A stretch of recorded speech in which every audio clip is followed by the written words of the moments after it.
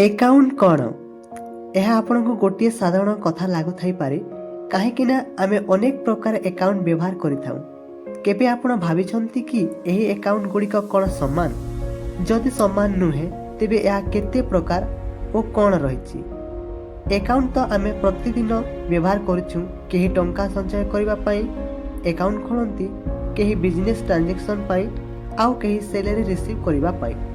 तेबे प्रश्न हेउछि केउ एकाउंट कहा पाई?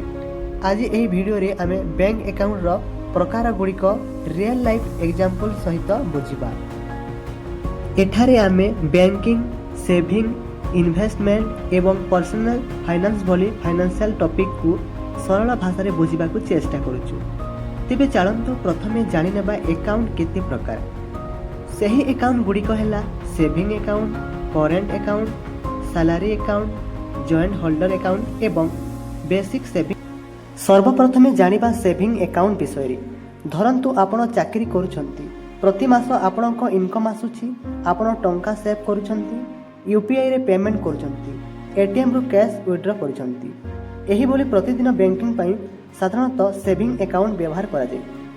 सेविंग अकाउंट रो मुख्य उद्देश्य हेउछि टंका को बैंक रे रखिबा एवं साधारण बैंकिंग ट्रांजैक्शन करिबा।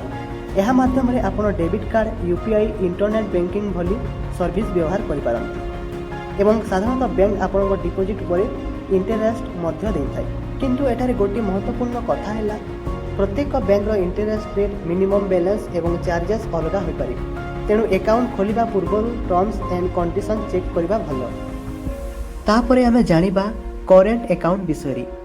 एबे धरंतु आपण जणे बिजनेसमैन, आपणक दुकान को प्रतिदिन ग्राहक ठारो पेमेंट आसुची, आपण सप्लायर को पेमेंट करूछंती, अर्थात ट्रांजैक्शन बहुत अधिक। एभली बिजनेस बैंकिंग पई करेंट अकाउंट व्यवहार करा जाय।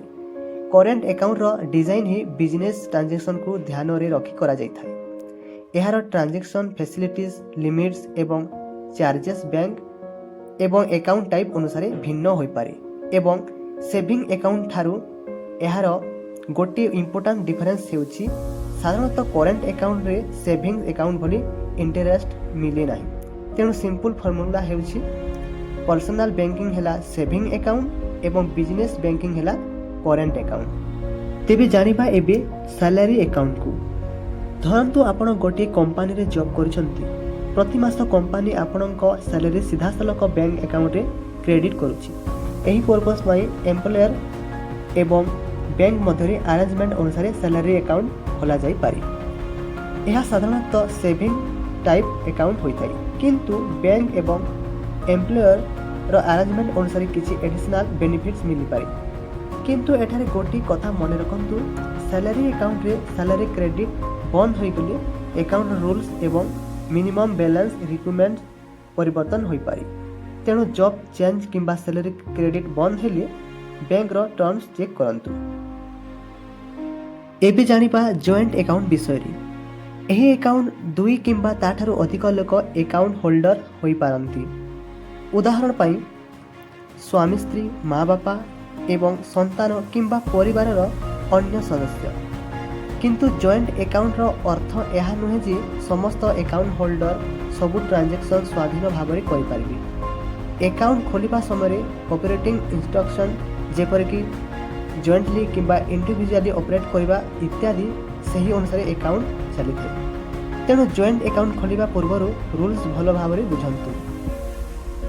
एबे आसंतु जानिबा बेसिक सेविंग अकाउंट विषय। एबे आसीबा basic saving bank deposit account अर्थात बीएसबीडीए भली बेसिक सेविंग अकाउंट उपरे। एहार उद्देश्य हेउछि बेसिक बैंकिंग सर्विस को साधारण लोकंक पई एसेंशियल करिबा। एभली अकाउंट रे मिनिमम बैलेंस नथिबा बा जीरो बैलेंस फीचर थाई पारे, किंतु एहा सहित ट्रांजैक्शन लिमिट्स एवं किसी निर्दिष्ट नियम मध्य थाई पारे। तेणु केवल जीरो बैलेंस सुनी अकाउंट खोलिबा पूर्वरु बैंक रो एक्चुअल रूल्स एवं फैसिलिटीज निश्चित भाव में चेक करंतु। तेबे आउ थोड़ी अति सहज रे सब अकाउंट गुडी को मने रखंतु। सेविंग अकाउंट हैला पर्सनल सेविंग एवं डेली बैंकिंग, करेंट अकाउंट हैला बिजनेस ट्रांजैक्शन, सैलरी अकाउंट हैला सैलरी रिसीव करिबा पाई, जॉइंट अकाउंट हैला एकाधिक अकाउंट होल्डर्स पाई एवं बेसिक सेविंग अकाउंट हैला बेसिक बैंकिंग सर्विस पाई। तेबे बंधु माने आपणक बैंक अकाउंट केउ टाइप रो सेविंग सैलरी ना करेंट कमेंट रे निश्चय जणातु। जदि आपण बैंकिंग एवं पर्सनल फाइनेंस को सिंपल भाबरे बुझिबा को चाहंती तेबे मनी की कहानी को सब्सक्राइब करंतु।